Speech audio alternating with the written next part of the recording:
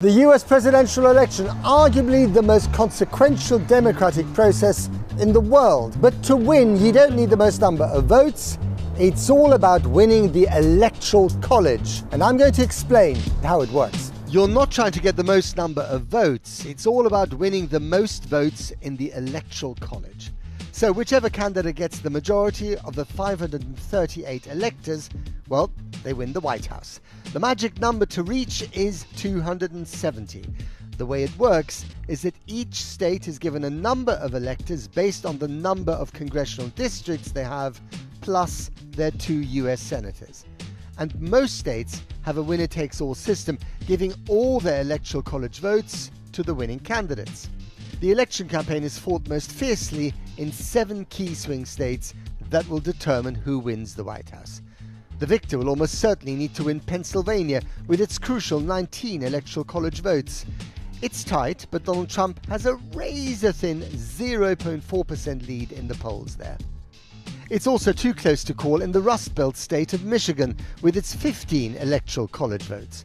Kamala Harris has a 1.1% lead in the polls there, but again, that's well within the margin of error. In the Sun Belt states, that includes Georgia, Arizona and Nevada, Trump is narrowly ahead. In 2020, Biden won Georgia with its 16 electoral college votes by just over 11,000 votes. Currently, Trump is leading the polls in Georgia by 1.3%. So whatever happens, remember that magic number, 270.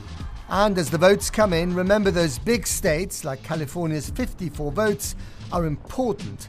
But it's those crucial swing states with 92 votes between them that could be the decider whether it'll be Donald Trump or Kamala Harris in the Oval Office.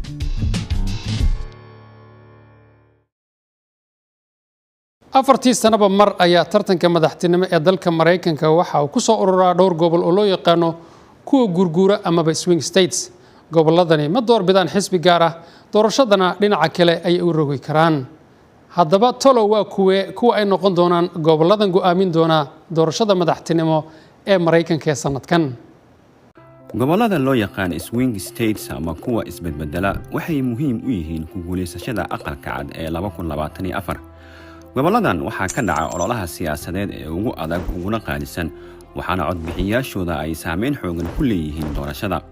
haddaba sidee arrintan u shaqaysaa? inta badan gobolada Mareykanka waa la saadaalin karaa oo waa casaan ama buluug, jamhuuri ama dimuqraadi.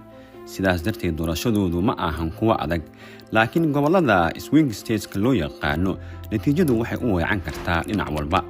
musharaxu wuxuu u baahan yahay 270 ka mid ah 538 ergocodeed si uu ugu guuleysto doorashada madaxweynaha. gobolada isbedbedela waxa ay bixiyaan codadka go'aamiya doorashada. sanadkan Arizona, Georgia, Michigan, Nevada, North Carolina, Pennsylvania iyo Wisconsin ayaa haya furayaasha aqalka cad.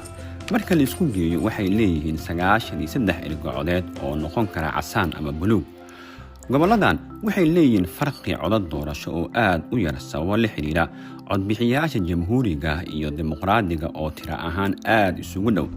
dadka ku nool oo isbedbedela aragtiyaha isdiidan ee dadka degan magaalooyinka iyo kuwa miyiga ayaa natiijada ka dhigaysa mid aan la saadaalin karin. xitaa isbedel yar ayaa weecin kara gobolka oo dhan oo siin kara Kamala Harris ama Donald Trump guusha ergada codadka doorashada. tan oo kale hore ayaan u aragnay 2016 Trump wuxuu gobolka Pennsylvania ku guuleystay farqi cod oo ah 7.7% isaga oo qaatay dhammaan 20kii ergocodeed iyo madaxweynenimada. 4 sano kadib Joe Biden wuxuu isla gobolkaas ku guuleystay 1.2%, taasi oo ka caawisay inuu ku guuleysto aqalka cad.